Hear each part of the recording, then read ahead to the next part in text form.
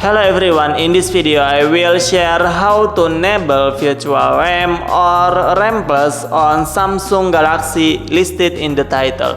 Okay, let's get right into the tutorial. Don't forget to click like and subscribe. First, open your settings menu. Okay, next open battery and device care. Okay, next open memory. Yaps, next open RAM Plus.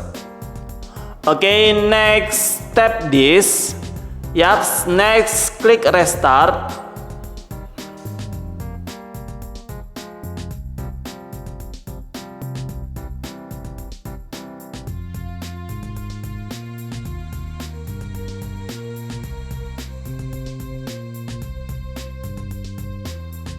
Yaps, next I will check.